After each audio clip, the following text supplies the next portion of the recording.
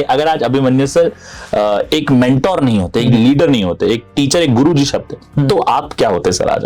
क्योंकि जब आप स्टूडेंट्स के लिए काम करते हो ना दिल से, तो कहीं ना कहीं चीजें आपके फेवर में जाती है। आपकी इस बात ने मेरे रोंगटे खड़े कर दिए sir. Chandravedhi pranayam is ancient word. Okay. In the modern science, we can say that this is how we can activate your parasympathetic nervous system, PNS. देखिए, कुछ भी हो, चाहे कोई सेशन हो, चाहे टॉक हो, मैं चाहता हूँ कि वो कुछ भी अगर हो रहा है, स्टूडेंट्स को उससे कुछ मिलना चाहिए। ऐसा नहीं हो गया टाइम खराब हो गया। That is purely senseless. जिस एज में स्टूडेंट्स हमारे पास आते हैं या फिर ऑनलाइन पढ़ते हैं, वो हार्मोन्स के इन्फ्लुएंस में होते हैं, और हम ये कह सकते हैं that they have been hijacked. उनका अभिमन्यु सर तो मेरे वो ड्रीम बॉय हैं जिनको मैं चाहती हूँ एज अ पार्टनर। और पता है स्ट्रेस कब आता है? जब आपकी एनर्जी इतनी कम हो कि आपको चैलेंज बड़े लगे। तो देखिए, जिंदगी में स्ट्रेस तो आपको रहेगा जब तक आप जिंदा हो, क्योंकि हम कहते हैं ना, rest in peace. Peace comes after death. मैं आपको बताता हूँ, 26 साल उम्र है मेरी, मैं बहुत से लोगों से मिला हूँ, बहुत से बड़े बड़े लोगों को इंटरव्यू किया है, बहुत सारी बातें मैंने सुनी। मैं ऐसी सोचना बहुत बहुत रेयर होती है सर, बहुत रेयर। माय एफएम से मैं हूं आरजे सौरभ आपके साथ, और आप मुझे डेली रेडियो पे सुनते हैं। आज का जो सेगमेंट है बहुत खास होने वाला है, क्योंकि आज मेरे साथ अजमेर के बहुत, ना सिर्फ अजमेर कहना गलत होगा, अब तो डिजिटल दुनिया हो गई है जी। सर को बहुत सारे लोग डिजिटल के थ्रू जानते हैं। अजमेर वाले मैं जानता हूं, मैं ये भी समझता हूं कि जितनी तारीफ की जाए उतनी कम है, लेकिन सर एक फॉर्मेलिटी है। जनता जो है हमारी, जो आपको इस वक्त सुन रही है, देख रही है, उनसे जरा आप अपने आप को मुखातिब करा दीजिए। देखिए, मेरे हिसाब से मैं मास्टर ही हूँ, और मेरा काम ये है कि स्टूडेंट को जिस भी टॉपिक में, चाहे वो लाइफ का टॉपिक हो, चाहे उनके प्रोफेशन का टॉपिक हो, चाहे उनकी पर्सनल लाइफ का इश्यू हो जी, उसमें मास्टरी दी जाए जी। That is the only task of master. तो मुझे तो अपने आप को मास्टर कहना ज्यादा पसंद है, और यही शब्द राजस्थान में प्रचलित रहा है कि मार्ड साहब के मार्ड साहब। तो I would like to say that I am मार्ड साहब। ओके, तो मार्ड साहब, मांगो पहला क्वेश्चन ऐसे ही बोलते हैं। श्योर। तो थोड़ा सा टच है हमारे अंदर भी। आपके बारे में सर हम जानना चाहेंगे, अभिमन्यु सर के बारे में। हम बहुत एज अ गुरुजी तो आपको लोग जानते हैं, आपने मास्टर साहब बोला जानते हैं, आप अपने बारे में थोड़ा सा ब्रीफ बताइए सर। देखिए, जब मैं एमबीबीएस सेकेंड ईयर में था, तब मेरी सिस्टर जो थी जी, उन्हें प्री मेडिकल की तैयारी करनी थी। ओके। तो पेरेंट्स का ये कहना था कि यार, हम ये चाहते हैं कि अजमेर से तैयारी करें, बाहर नहीं जाए। तो मैंने मेरी सिस्टर को बोला कि पापा और ये सब लोग कह रहे हैं कि यहीं से तैयारी कर लेनी चाहिए। तो बोलती, मैं तेरे से नहीं पढ़ूंगी। तो बट बहुत सारी बातें हुई, और धीरे धीरे वो कन्विंस हो गई कि यार चलो ठीक है, कर लेते तैयारी जी। तो अब वो क्या, थोड़ी इन्फ्लुएंसिंग थी। उसकी क्लास में 2-4 फ्रेंड्स उसकी और थी, तो उनका डिसीजन ये था कि तू जहां जाएगी तो हम तेरे साथ चलेंगे।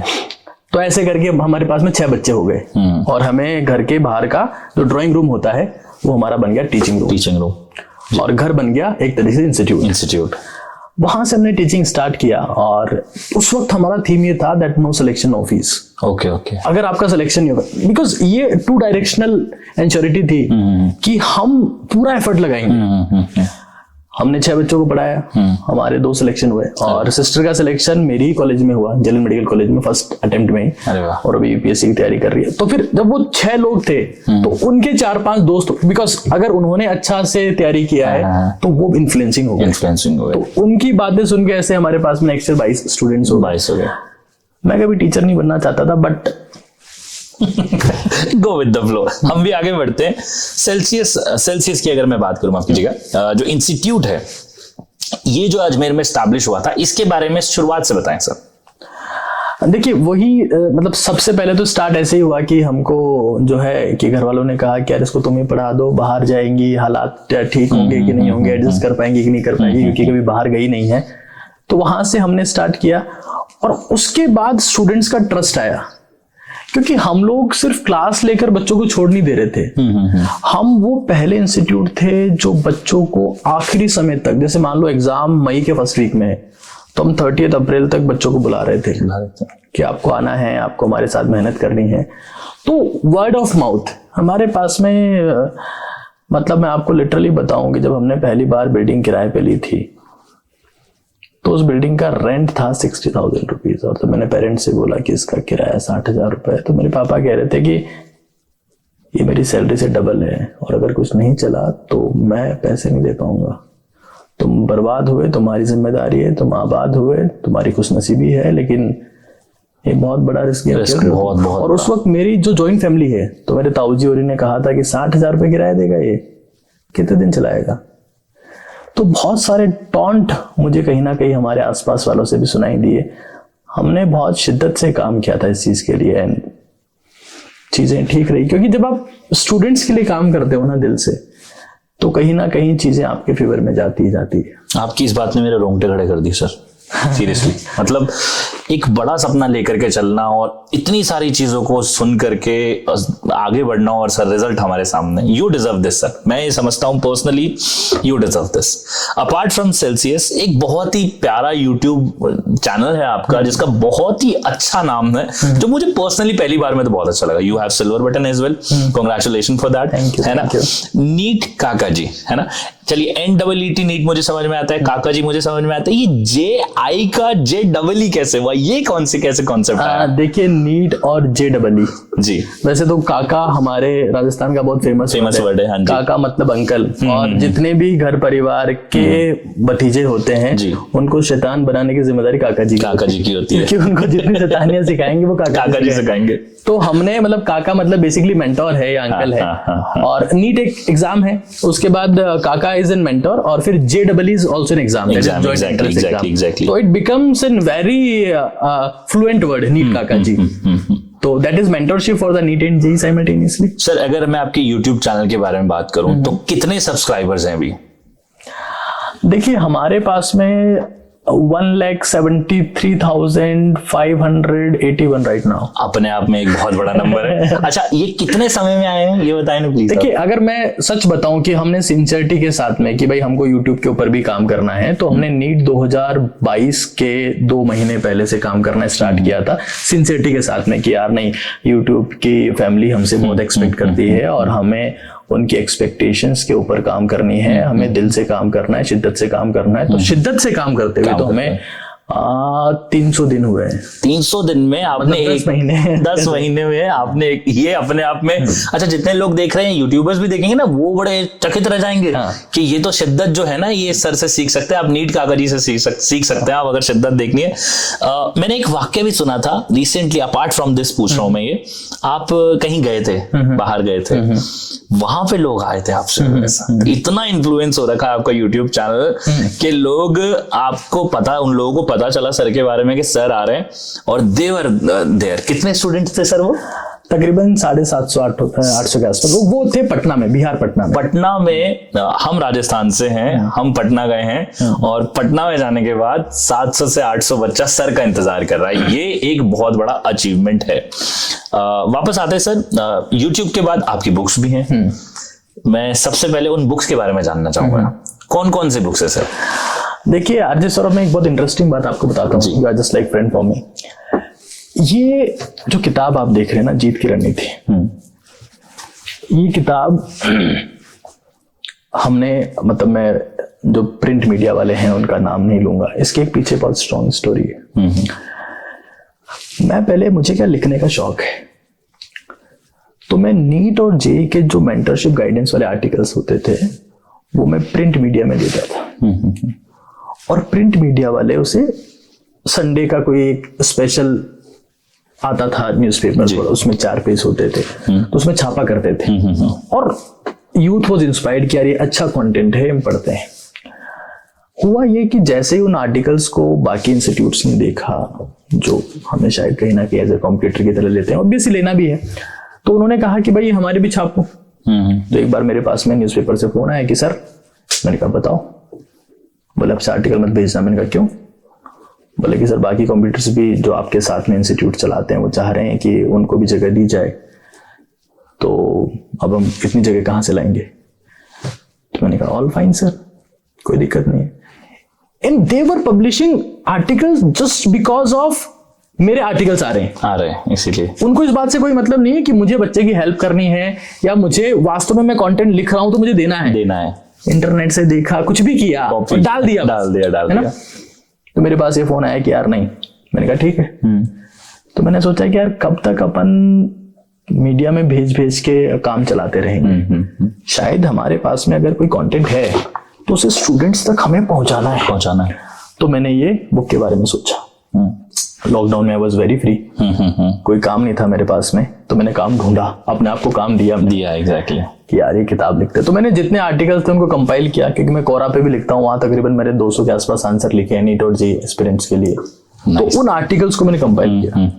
अब ये बुक लिखने के बाद में मैं जितने भी हिंदुस्तान के टॉप पब्लिशर्स हैं उनके पास में गया, मैं अरिहंत के पास में गया, मैं सिंगेस के पास में गया, मैं ओसवाल के पास में गया, मैं सबके पास में गया और मैंने उनसे कहा सर मैंने किताब लिखी है। तो बोले आप कौन? मैंने कहा सर मैं राइटर। बोले आपके जैसे राइटर 1000 हैं दुनिया में। अच्छा। मैंने कहा कि सर मैंने शिद्दत से लिखी, पर आप कंटेंट रीड करिए। तो कहते हैं कि आप सुपर 30 वाले आनंद कुमार को जानते हो? मैंने कहा हाँ सर। उनके ऊपर पिक्चर बनी जानते हो? मैंने कहा हाँ सर। उसमें एक्टिंग ऋतिक रोशन ने की जानते हो? मैंने कहा हाँ सर। उन्होंने किताब लिखी थी, एक नहीं चली मार्केट में, नीट जेईई मोटिवेशन के ऊपर, गाइडेंस मेंटरशिप के ऊपर। तुम किस खेत के मूली हो? क्या बड़ी बात। मैंने बहुत शॉक्ड। मैंने कहा हिंदुस्तान में, उस दिन मुझे एक बात समझ में आ गई थी, और जो उनकी लफ्ज थे कि यार हिंदुस्तान में चेहरा बिकता है, हिंदुस्तान में कंटेंट की वैल्यू नहीं है। हमने आरजे सौरभ, ये हमने 100 किताबें छापी थी शुरू में, एंड मुश्किल से 5 या 6 दिन में स्टूडेंट्स ने ले ली थी 100 किताबें। हाँ, आज ये बुक्स तकरीबन 20,000 प्लस सेल हो चुकी है मार्केट में। और मैं पटना गया, मैं कोटा गया, मैं बच्चों को इसका फ्री गिव अवे भी करता हूँ। और मेरा गोल ये है कि हिंदुस्तान के जितने भी ऐसी जगह है जहां पर बच्चा शिद्दत से तैयारी कर रहा है, कहीं ना कहीं उसको मेंटरशिप, मोटिवेशन, गाइडेंस की कमी है, तो वहां जाकर मैं ये बुक्स डिस्ट्रीब्यूट करता हूँ, क्योंकि ये बुक फेमस हुई है जस्ट बिकॉज ऑफ स्टूडेंट्स। आज हिंदुस्तान में जेईई और नीट की मेंटरशिप, मोटिवेशन की कोई ऐसी किताब नहीं होगी जिसपे 1000 रेटिंग्स हो एक साल में। Yet another milestone, sir. कहते आप दुनिया की हेल्प, देखिए ऐसी एक कहावत है कि जिंदगी में अगर आप दूसरों की सफलता चाहते हैं तो आपको खुद की सफलता चाहने की जरूरत नहीं होती। So that's what make you different from others. मेरे ख्याल से ये एक बहुत बड़ा एक वो है जो आपको बाकियों से अलग करता है। आपकी किताब भी बेस्ट सेलर रही है अमेज़न पे। Congratulations once again for that. हमारी बेस्ट सेलर रही। उनके नाम बताएंगे आप मुझे? एक नाम है NCERT वर्ड टू वर्ड, वो मतलब जो है क्वेश्चन बैंक है, और एक है NCERT निचोड़ chemistry and word to word. ये बड़ी आसानी से हमको मिल जाएगी, अगर किसी स्टूडेंट को चाहिए। ये अमेज़न फ्लिपकार्ट पर है, आराम से मिल जाएगी। वहाँ की टॉप सेलिंग बुक्स सही है। तो यू डिजर्व दिस। मेरे ख्याल से सर आपने ना सब जगहों पे छोटे छोटे माइलस्टोन ना, मील के पत्थर गाड़ दिए, जनता के लिए एक एग्जाम्पल बना दिया है। फर्स्ट ऑफ ऑल आपने आर्टिकल में भाई लोगों को होड़ हो गई आपके आते ही कि भैया ये कुछ हो रहा है अभिमन्यु सर के द्वारा। अब किताबों में भी आप होता है। अब मैं इसको थोड़ा सा अलग जगह पे लेके जाता हूँ इस इंटरव्यू को। अगर आप मार साहब नहीं होते तो मैं जानना चाहता हूँ, स्टूडेंट्स भी आपके जो देख रहे हैं ना जानना चाहेंगे, अगर आज अभिमन्यु सर एक मेंटोर नहीं होते, एक लीडर नहीं होते, एक टीचर, एक गुरु जी शब्द है, तो आप क्या होते सर आज? एक वर्ड में मैं इसका जवाब दूं उससे पहले मैं एक चीज कहना चाहता हूं कि जिंदगी में कोई सा भी काम, जैसे मैं कभी रिसेंटली फीफा का वर्ल्ड कप फाइनल हुआ जी, फुटबॉल को लात मारना कौन सा बड़ा काम है? अगर ये दुनिया 10 बिलियन लोगों की है तो लगभग हर कोई फुटबॉल को लात तो मार सकता है। लेकिन अगर आप लात शिद्दत से मारते हैं तो उसी शिद्दत से मारी हुई लात को देखने के लिए पूरी दुनिया इकट्ठा हो जाती है और आप बन जाते हैं सेलिब्रिटी, आप बन जाते हैं चैंपियन, आप बन जाते हैं रोनाल्डो, आप बन जाते हैं मेसी, आप बन जाते हैं एम्बापे। एग्जैक्टली। ऐसे ही किसी बॉल को बैट से मारना भी कोई महान काम नहीं है। लेकिन अगर आप उस बॉल को शिद्दत से मारते हैं तो आप एक नया धर्म पैदा कर देते हैं। आप उस धर्म के भगवान बन जाते हैं और उस धर्म का नाम होता है क्रिकेट। तो जिंदगी में आप चाहे जो काम करें, आप अगर सांस भी लेते हैं और पूरी शिद्दत से सांस लेते हैं, दुनिया को सिखाते हैं, तो आप रामदेव बन जाते हैं। आप एक नया धर्म बना देते हैं। आप अगर चुप भी रहते हैं, सिर्फ चुप रहते हैं, कुछ नहीं करते हैं, तो आप चुप भी इतना शिद्दत से रहते हैं कि आप महात्मा बुद्ध बन जाते हैं। तो जिंदगी में शिद्दत सबसे जरूरी है। अगर मैं टीचर नहीं होता तब भी मैं, because I have been a doctor, मेरा मतलब जब मैं मेडिकल कॉलेज में गया तो मेरा ड्रीम ये था कि मैं स्किन स्पेशलिस्ट बनूं, स्किन एंड बीडी। और उससे पहले मैं स्पोर्ट्स में था तो मैं क्रिकेट खेलता था। बट मुझे ये लगता है कि मैं कुछ भी होता, मेरा एक गोल हमेशा होता कि मुझे जनता के लिए, दुनिया के लिए काम करना है, क्योंकि मुझे लगता है कि आप मरने के बाद जिंदा रहें, ये बहुत ज्यादा जरूरी है। मेरा हमेशा से ये मानना रहा है कि जन्मदिन हर कोई ही मनाता है। अगर आप कुछ ऐसा काम कर सकें जिससे आपका जन्मदिन जयंती में बन सके या कन्वर्ट हो सके, आपका जन्मदिन आपके मरने के बाद भी सेलिब्रेट होता रहे, तो आपने इस धरती पर कुछ काम किया है। तो वो चाहे किसी भी फील्ड में हो सकता है। मैं आपको बताता हूँ, 26 साल उम्र है मेरी, मैं बहुत से लोगों से मिला हूँ, बहुत से बड़े बड़े लोगों को इंटरव्यू किया है, बहुत सारी बातें मैंने सुनी। मैं ऐसी सोचना बहुत रेयर होती है सर, बहुत रेयर, कि मतलब एक गिविंग जो नेचर है ना आपका। सर से मेरी पहले भी बातचीत हुई है, ज्यादा नहीं 2 बार बात हुई है, मैंने उसमें जितना ऑब्जर्व आपको किया ना, दैट्स व्हाट यू से, आई गेस आपका कहना भी यही है कि ना गिविंग नेचर रखे आप लेके कुछ जा भी नहीं सकते। अगर आप भगवान भी हो तब भी आप लेके कुछ नहीं जा सकते। आपको धरती पे छोड़ना पड़ेगा। आप भगवान कृष्ण हो तब भी छोड़ के जाना पड़ेगा, आप भगवान राम हो तब भी छोड़ के जाना पड़ेगा, आप भगवान बुद्ध हो तब भी छोड़ के जाना पड़ेगा। आप छोड़ सकते हो एक चीज जो है आपके थॉट्स। आप कुल मिला के बात यह है कि आपको धरती खाली हाथ छोड़नी पड़ेगी। आपके पास एक ऑप्शन है, कुछ देके चले जाओ। और अगर आप देके जाओगे, वो एक मौका होता है जब आपका जन्मदिन जयंती में बदल सकता है। कितना भी बड़ा सेठ हो, कोई लेके कुछ जा नहीं पाया। महान बनने का एक ही रास्ता है, जितना हो सके देते रहो। सर एक अपार्ट फ्रॉम दिस, एक बच्चों के लिए मेरे पास बड़ा सवाल था। हमने सुना है कि सुसाइड बड़े कर रहे हैं बच्चे, जिससे मेरा दिल जो है ना, एज अ स्टूडेंट भी, एज अ यंगस्टर भी, बड़ा ना अंदर से सिकुड़ जाता है। छोटे छोटे बच्चे हैं, बड़े भी हैं, अलग अलग जगहों से आए हुए हैं, पढ़ रहे हैं, रिजल्ट नहीं मिल रहे हैं। फेलियर तो सर मुझे लगता है कि पार्ट है वो। ऐसे में आप क्या कहना चाहेंगे, जितने भी बच्चे हमें देख रहे हैं, जितने भी बच्चे हमें ऑन एयर रेडियो पे सुनेंगे, लाइव वीडियो पे देखेंगे, आपको डिजिटली देखेंगे, उनसे इस टाइम पे आप क्या कहना चाहेंगे सर? देखिए, स्ट्रेस एक मेजर रीजन है, और स्ट्रेस दुनिया में 3 वजह से होता है। एक उसको जिसके सपने हैं। अगर आपका कोई भी सपना है और वो बड़ा सपना है, ऐसा सपना है जिसके लिए लाखों लोग मेहनत कर रहे हैं, तो आपको स्ट्रेस होगा। दूसरा स्ट्रेस उसको होता है जिसकी बॉडी में न्यूट्रिएंट्स की और ऑक्सीजन की कमी हो। ऐसा तब होता है जब आपकी डाइट बेकार हो और आप फिजिकली एक्टिव ना हो। और तीसरा स्ट्रेस तब होता है जब आपको स्ट्रेस मैनेज करना नहीं आता हो, क्योंकि नहीं सिखाया जाता है। Exactly. We are told how to write an essay, story writing, dialogue writing, reported speech, passive voice, active voice. We are never ever taught that how to manage the stress, because there will be stress. क्योंकि जैसे जैसे population बढ़ रही है, there are limited resources, lot of people are there, they are fighting, so obviously there will be stress. अब मैं हमेशा जो मेरा सेशन होता है उसमें एक बात मैं कहता हूं कि आप ये चाहते हो कि आपकी बॉडी में, आपके दिमाग में सिर्फ पॉजिटिव थॉट्स ही रहें, सारे नेगेटिव थॉट खत्म हो जाएं, तो आप राइट नॉस्ट्रिल को ब्लॉक करो।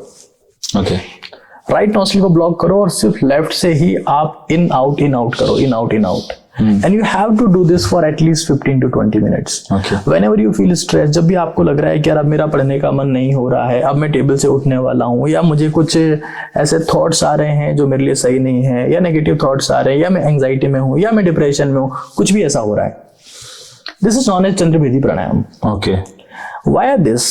Chandrabhedi pranayam is ancient word. Okay. In the modern science, we can say that this is how we can activate your parasympathetic nervous system, PNS. तो ये इतना इफेक्टिव तरीका है दैट इफ यू, मतलब मुझे ऐसा लगता है कि आप में जो नेगेटिव थॉट्स घुसते हैं वो आपके राइट नॉस्ट्रिल से घुसते हैं। ऑलराइट। मतलब जिसका भी आप देख लीजिएगा, आप चाहे दुनिया में किसी को पूछ लीजिएगा, जिसका भी राइट नॉस्ट्रिल ज्यादा एक्टिवेटेड है वो नेगेटिव सोचेगा। हाँ, तो आप राइट नॉस्ट्रिल को ब्लॉक करिए and you start thinking positive. Automatically effort नहीं करना होता है। आप गए कि मतलब how to be positive forever, आप यूट्यूब पे सर्च और वीडियो देख गूगल पे देख रहे हैं, nothing will happen. We are not design to think positive in real. Exactly, क्योंकि हम जंगल में रहे हैं। वहां पर कब शेर आ जाए, कब भालू आ जाए, कब पीछे से कोबरा आ जाए, तो हमें we have to be aware every time about the negative situations. तो हम डिजाइन हुए हैं नेगेटिविटी के लिए। हम पॉजिटिव सोचेंगे तो ये हमारे जीन के खिलाफ होगा, because our genes are designed to survive in the forest. तो अब पॉजिटिव सोचने का रास्ता है Chandrabhedi pranayama. If you do this on regular basis, आपका डाइजेशन परफेक्ट होगा, आपको एसिडिटी जैसी दिक्कतें नहीं होगी, आपको हाइपरटेंशन नहीं होगा, आपकी मेमोरी अमेजिंग होगी, आपका मन मजबूत होगा, आप दृढ़ संकल्पित हो जाएंगे, आप किसी भी चीज में बैकफायर नहीं होंगे कि यार छोड़ो यार, हटाओ यार, ये आपके शब्द खत्म हो जाएंगे। अरे वाह। You will be stay focus, you will be काम। एंड ऐसा कहा जाता है कि अगर आप शांत हैं तो आप सबसे तेज तलवार चला पाते हैं, और जो सबसे तेज तलवार चलाता है, जो शांत होता है, शायद वही सबसे बड़ा योद्धा होता है। Being calm is the biggest power anyone can have in this modern era when everyone is stressed out. Exactly. तो सर ने इनडायरेक्ट वे में, इनडायरेक्टली मैं कहना चाहूंगा कि बहुत ही आसान शब्दों में समझा दिया कि राइट नॉस्ट्रल बंद करे, जितनी स्ट्रेस है सारी गायब हो जाएगी। अब बार बार मत बोलना कि सर हमें स्ट्रेस होता है, अब तरीका बताओ, हम वन तरीका बता दिया है। अच्छा, अपार्ट फ्रॉम दिस सर, मेरे ना सवाल बड़े अलग अलग अतरंगी से होते हैं, है ना। 2-3 सवाल मैं आपसे और करूंगा। सर मेरा जो अगला सवाल है वो थोड़ा पर्सनल है और वो मजेदार भी है। सी, यू आर गुड लुकिंग, आपकी अच्छी खासी हाइट भी है, आप जब पढ़ाते हैं ऑनलाइन ऑफलाइन, कभी ऐसा हुआ है मेरे को लगता है रोज होता होगा कि किसी स्टूडेंट का, किसी बच्चे का या किसी लड़की का आप पे क्रश हुआ हो कि अभिमन्यु सर तो मेरे वो ड्रीम बॉय हैं जिनको मैं चाहती हूँ एज अ पार्टनर। क्या कभी कोई ऐसा वाक्य हुआ है? दो आपको वो गुरुजी की तरह देखते हैं, बट सर जब बंदा ही इतना स्मार्ट और इतना अमेजिंग टैलेंटेड हो तो कभी कभार ऐसा कुछ ना कुछ तो होता ही होगा। देखिए, ऐसा बहुत बार होता है इन रियल, बट हमें ये समझना होता है कि जिस एज में बच्चा इन्फ्लुएंस है, क्योंकि क्या होता है कि जिस एज में स्टूडेंट्स हमारे पास आते हैं या फिर ऑनलाइन पढ़ते हैं, वो हॉर्मोन्स के इन्फ्लुएंस में होते हैं, और हम ये कह सकते हैं दैट दे हैव बीन हाईजेक्ड। उनका ब्रेन हाईजेक कर लिया, किसने? उनके हॉर्मोन्स ने, बिकॉज दे आर टीनेजर्स। तो हमें उस वक्त टीचर के साथ में एक पेरेंट्स की जिम्मेदारी भी समझनी होती है कि यार ये बच्चा जो सोच रहा है, इस एज में हम भी सोचते थे, है ना, यार ये जो सोच रहा है इसमें कोई गलत नहीं है, बट हमें इसको ये बोलना है कि भाई एक काम करो, तुम सेलेक्ट हो जाओ, उसके बाद चीजें तुम्हें ज्यादा क्लियर होंगी। तो जब ये बोलते हैं तो थोड़ा मोटिवेटेड फील करते हैं कि यार इसने या सर ने हमें कुछ सुनाया नहीं, फालतू के भाषण नहीं दिए, हमें मोटिवेट किया पॉजिटिव फॉर्मेट में कि हमें सेलेक्ट हो जाना। तो इस तरीके से हम लोग बच्चों को उस केस में भी इंस्पायर कर देते हैं कि आपका मेन गोल वो है, ये बाकी सब चीजें मिलती रहेंगी। अच्छा, तो एक और छोटी सी, क्या आपका कभी किसी टीचर पे क्रश रहा है स्कूल टाइमिंग पे या कॉलेज टाइमिंग की अगर बात करूं? You have done MBBS? Yes. नाम नहीं लेंगे हम, नाम नहीं लेने वाले। Okay, that my teacher used to teach human physiology. अच्छा टीचर ढूंढा आपने मेडिकल कॉलेज। अच्छा, wrapping up this segment, this content और this interview, जितनी भी जनता है सर हमें जो रेडियो पे सुन रही है, जो हमें डिजिटली देखेंगे, ऑन एयर भी है, ऑफ एयर भी है, डिजिटल भी है, बहुत सारे लोग हैं जो आपको जानते हैं, आप तक पहुंचेंगे, उनको क्या संदेश देना चाहते हैं सर आप, स्टूडेंट्स को स्पेशली? देखिए, इंपॉर्टेंट चीज यही है कि कोई सा भी एग्जाम हो, लड़ाई है जी, और लड़ना आपको पड़ेगा। मैं हमेशा ये बात कहता हूं, चाहे आप जन हो, मतलब आप सामान्य इंसान हो, आप जानवर हो या आप जगदीश हो, आपको लड़ना पड़ेगा। अगर आप जंगल के शेर भी है ना, तब भी आपको सुबह उठ के भागना पड़ेगा। अगर आप हिरण हो तब भी आपको भागना पड़ेगा। जंगल में शेर राजा होता है, लेकिन फिर भी 10 में से 8 शिकार में वो फेल हो जाता है। एग्जैक्टली। उसका नाखून टूटता है, उसके सींग की लगती है, उसको भी गिरा दिया जाता है, क्योंकि उससे पावरफुल भी कई लोग हैं वहां पर, भैंसा है, गेंडा है, लेकिन फिर भी शेर उठता है, भागता है, और 10 में से मतलब 100 बार अगर भागता है तो 20 बार ही शिकार कर पाता है, 80 बार फेल होने के बावजूद भी उठ जाता है, और तब वो राजा बनता है। राजा ताकत से नहीं बनता है, राजा हाइट से नहीं बनता है, राजा बनता है एटीट्यूड से। और सबसे इंपॉर्टेंट चीज ये है कि आप अगर ये कहते हो कि यार हमारी लाइफ टफ है, हमें एग्जाम देना पड़ रहा है, हमें पढ़ना पड़ रहा है, तो दुनिया में अगर आप लड़ेंगे नहीं और मुस्कुराते हुए नहीं लड़ेंगे तो आपकी इज्जत नहीं होगी। भगवान श्री कृष्ण मुस्कुराते हुए लड़े, भगवान श्री राम मुस्कुराते हुए लड़े, और ये सामान्य लोग थे। भगवान बुद्ध, राजकुमार सिद्धार्थ जो थे पहले, वो मुस्कुराते हुए लड़े, एंड दे बिकेम भगवान। तो अगर एक सामान्य इंसान मुस्कुराते हुए जंग लड़ता है तो वो भगवान बन जाता है। तो हमें समझना पड़ेगा कि अगर कोई इंसान शिकायत कर रहा है कि यार हमें ये करना पड़ रहा है, हमें वो करना पड़ रहा है, तो देखिए जिंदगी में स्ट्रेस तो आपको रहेगा जब तक आप जिंदा हो, क्योंकि हम कहते हैं ना rest in peace, peace comes after death. Exactly. तो जब तक आप जिंदा हैं तब तक आपको स्ट्रेस रहेगा, और आप स्ट्रेस को एंजॉय करिए। आपको ये आपकी लाइफ का पार्ट रहने वाला है। अगर आप ये कहते हैं कि यार ये क्या जिंदगी है यार, तो स्ट्रेस एक वो समय है जब आप खुद का रियल एटीट्यूड दिखा सकते हैं, क्योंकि जितना बड़ा गेम आप खेलेंगे उतना ज्यादा स्ट्रेस होगा। क्या मंडेला को स्ट्रेस नहीं था? क्या महात्मा गांधी को स्ट्रेस नहीं था? क्या भगत सिंह को स्ट्रेस नहीं था? क्या एपीजे अब्दुल कलाम को स्ट्रेस नहीं था? आप जब महानता की बात करते हैं कि हमें महान बनना है, हमें महान बनना है, और आपकी जिंदगी में स्ट्रेस का एक ऐसी आदत टूट जाते हैं। तो हमें सबसे पहली बात ये समझना है कि जिंदगी में लड़ाई होगी, आपकी जिंदगी में स्ट्रेस आएगा, फ्रस्ट्रेशन होंगे, फेल्योर्स होंगे, लेकिन अगर आप वहां पर लेट गए कि यार अब हमसे नहीं भागा जाएगा, तो आप फिर ये बात मत करो कि मैं शेर हूं। आप फिर एक लूजर हैं, और आज नहीं तो कल ये दुनिया आपको बोल देगी। Attitude, smile, very important. अगर आपके पास ये दो हैं तो फिर तो आप गॉड हैं, फिर तो आप भगवान हैं। आज नहीं तो कल आप बन जाएंगे, ये गारंटी है मेरी। एक पॉजिटिव एटीट्यूड होना जरूरी है। Very very important, very important. क्योंकि अगर आप मुस्कुराहट के साथ लड़ते हैं ना, तो ब्रह्मांड की सारी शक्ति आपके साथ में। आपने कभी देखा होगा ना, मैं जैसे विराट कोहली की बात करता हूँ या सौरव गांगुली की बात करता हूँ, टेक्निकल स्किल्स में, या क्रिकेटिंग स्किल्स में, या नॉलेज में, ये महेंद्र सिंह धोनी से बहुत आगे हैं। चाहे वो शॉट मार रहे, चाहे वो कवर ड्राइव हो, चाहे वो स्क्वायर कट हो। भाई स्क्वायर कट में गांगुली बहुत आगे था, और कवर ड्राइव में कोहली बहुत आगे। धोनी का तो हमें ध्यान ही नहीं, मतलब कौन सा शॉट मारा, वो हेलीकॉप्टर बोलते हैं। मतलब रियल क्रिकेटिंग जो सेंस है वो धोनी में नहीं है। But Dhoni is an smiling silent fighter. जब आप साइलेंट होते हो, जब आप रिएक्ट नहीं करते हो, जब आप स्माइल करते हो, तो ब्रह्मांड की शक्तियां आपके साथ होती है। और इसीलिए धोनी ने 3 टाइटल जीते हैं। 2007 का वर्ल्ड कप जीता, 11 का वर्ल्ड कप जीता, चैंपियंस ट्रॉफी जीती। It comes with a smile, not with the cricketing knowledge. Exactly. Sum up करता हूं, अगर कोई भी आपसे जुड़ना चाहे, आप तक पहुंचना चाहे, वो किस तरीके से आप तक पहुंच सकता है? देखिए बहुत सारे तरीके हैं। अगर आप ये चाहते हैं कि मैं किसी फॉर्मेट में आपको जो है गाइड करूंगा, काउंसलर की तरह, तो उसके लिए बुक्स हैं। I have written the books, even this is for the school aspirant, जितने बच्चे 11वीं 12वीं में हैं या 8, 9, 10 के बच्चे, उनके लिए बुक्स है। और अभी तो ये हमारी एक नई बुक आने वाली है। अच्छा। अफसर के नाम से। अरे वाह। तो जितने भी गवर्नमेंट वाले जो एग्जाम्स होते हैं, तो उनके लिए बच्चे जो अपीयर होने वाले हैं, they can go with this book. उसके अलावा यूट्यूब पे हम बहुत सारे सेशंस लेते हैं। फेसबुक और इंस्टाग्राम पर भी हम सिग्निफिकेंट कंटेंट डालते हैं। हालांकि मैं ये कहूंगा कि बच्चे इन चीजों को अवॉइड करें। अगर उनको किताबों की आदत लग सकती है तो वो सबसे अच्छी आदत है, बिकॉज इनसे स्ट्रेस रिलीज होता है। इंसान पता है फ्रस्ट्रेट कब होता है, जब वो मतलब मेहनत ना करे, और फिर वो बहाना ये करता है कि मेरी लाइफ में बहुत सारे चैलेंजेस हैं। सच्चाई ये है कि वो मेहनत से भाग रहा है। अगर कोई बच्चा सुबह टाइम पर उठ रहा है, थोड़ा सा वॉक कर रहा है, खुद के शरीर में एनर्जी ला रहा है, एनर्जी जैसे आपके शरीर में आएगी तो आपको ये फील होगा कि आपके सामने के चैलेंज आपके सामने कुछ भी नहीं है। और पता है स्ट्रेस कब आता है? जब आपकी एनर्जी इतनी कम हो कि आपको चैलेंज बड़े लगे।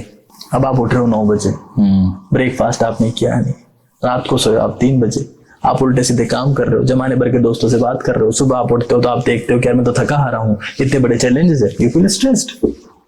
तो आप बुक से दोस्ती करिए, सबसे बेस्ट होती है। यूट्यूब के सेशन देख लीजिए, इंस्टाग्राम फेसबुक अवॉइड करिए, because they are trap, they will kill you. Sir कोई कॉन्टैक्ट नंबर है?